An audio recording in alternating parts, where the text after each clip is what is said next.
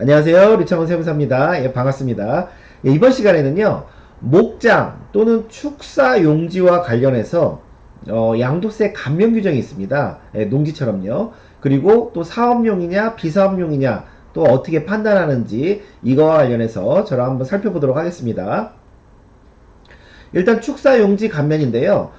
축사용지도 그 농지처럼 연간 1억 원, 5년간 2억 원 그 요건을 만족하면 감면 규정이 있고요.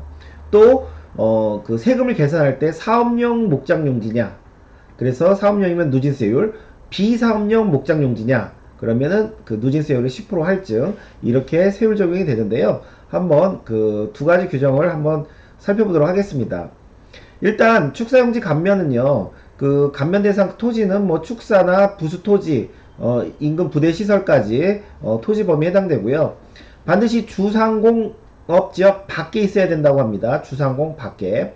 그 다음에 농지처럼요, 연접 시군구 또는 30km 내에 이 축사와 그 본인의 주소지가 가까운 데 있어야 됩니다. 그 연접돼 있거나 아니면 30km 내에 있어야 되고요. 그리고 본인이 직접 축산을 경영해야 되겠죠. 그리고 이제 여기까지는 농지랑 거의 비슷합니다. 총급여와 사업소득, 즉 매출액에서 그 비용 뺀 사업소득의 합계액이 3,700만원, 연으로 3,700만원 미만이어야 됩니다. 3,700만원이 넘은 해는 이 축사 경영을 안 한 것으로 보는 거예요. 그리고 8년 이상 축산을 경영해야 됩니다. 8년 이상.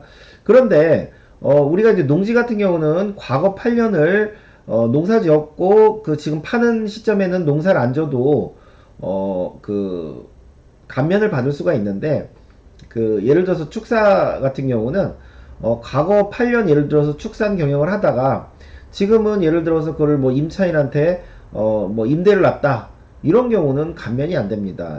이런 부분은 농지 감면과 좀 차이가 있죠. 그 다음에 면적은 해당 없고요. 그 다음에 이 축사용지 감면은 특이하게 반드시 폐업을 전제로 양도할 경우만 감면을 해줘요. 반드시 폐업을 하셔야 됩니다. 폐업. 뭐 일부 폐업도 안 되고요. 아니면은 뭐 그 양도 후 5년간 축산업을 아예 하지를 말아야 돼요. 예.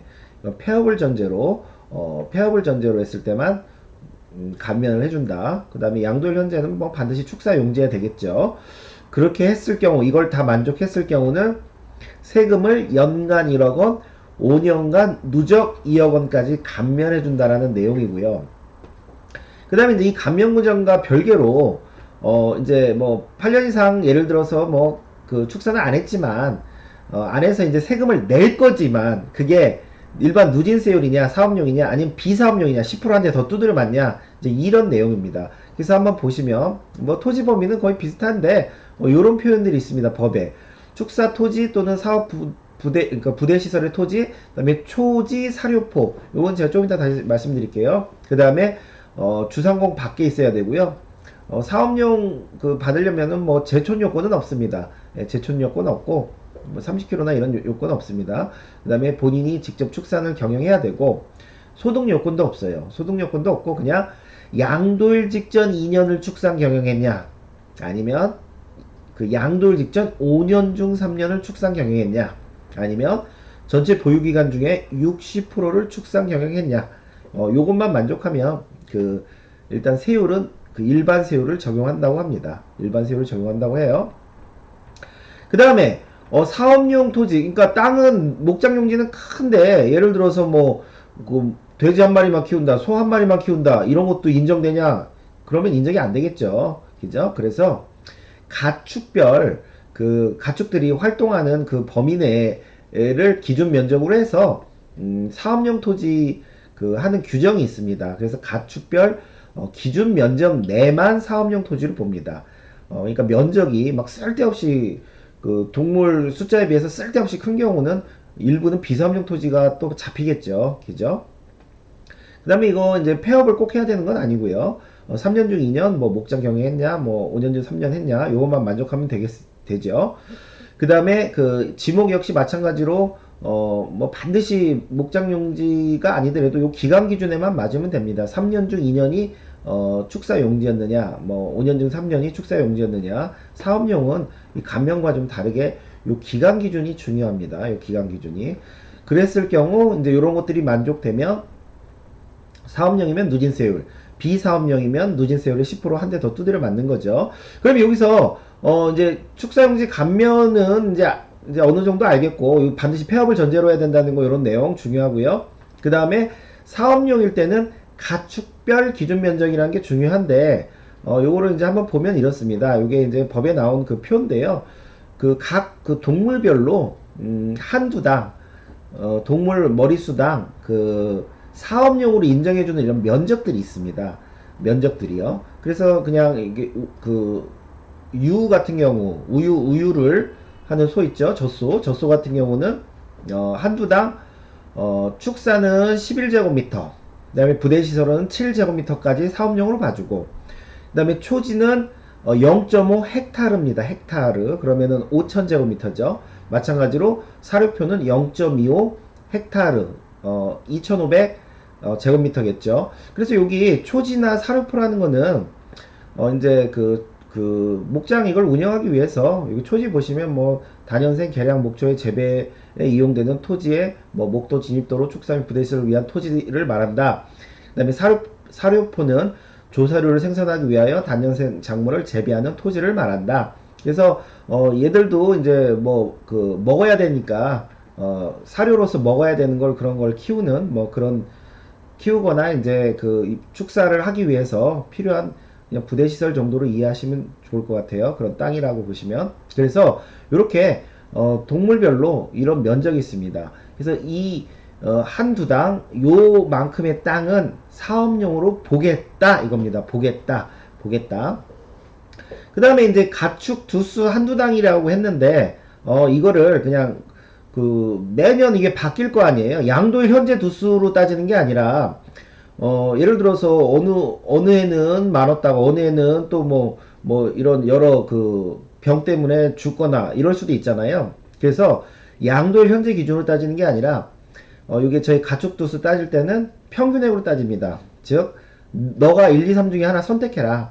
6년 중에 3년치 최고 사육두수 평균으로 하든 아니면 4년 중 2년 최고 사육두수 평균으로 하든 아니 뭐 축산업이 2년도 안 됐으면 그냥 네가 알아서 최고 평균액으로 하든 요 셋 중에 선택해라 이제 요런 건데요. 한번 요거 그냥 간단하게 뭐 저희가 무슨 이런 목장 이런 것까지 뭐 다 알아야 되는 건 아니니까 이렇게 한다라는 정도만 좀 알면 좋을 것 같아요. 아까 이제 젖소 같은 경우 예를 들어 10년 이상 목장을 경영했어요. 그리고 내가 지금 축사 5,000제곱미터, 부대시설 2,500제곱미터, 초지 5만 제곱미터, 사료포 토지 20만 제곱미터를 지금 목장으로 지금 갖고 있는 거예요. 그 다음에 이 젖소가 예를 들어 2013년에는 140두, 뭐 90두 뭐 이런 식으로 해마다 이제 두수가 이렇게 있고요. 이랬을 때 저희가 아까 유 같은 경우는 뭐라고 그랬죠? 유 같은 경우는 한두 당 그 사업용 토지가 11제곱미터, 7제곱미터, 0.5 헥타르, 0.25 헥타르라고 했죠? 그리고 아까 저희가 가축두수 어떻게 표현한다고 그랬어요?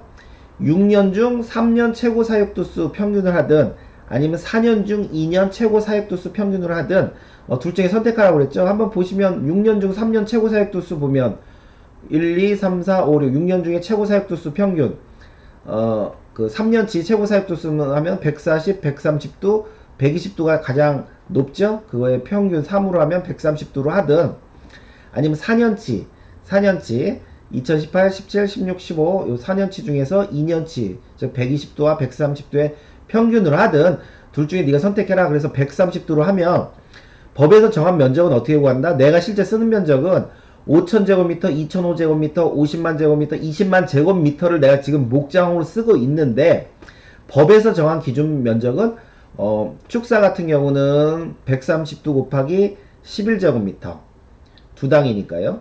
그 다음에 부대시설은 130두 곱하기 7제곱미터 그 다음에 초지 같은 경우는 130두 곱하기 5,000제곱미터 그 다음에 사료포는 130두 곱하기 2,500제곱미터 하면 이렇게 그 법에서 정한 사업용 기준 면적이 나와요.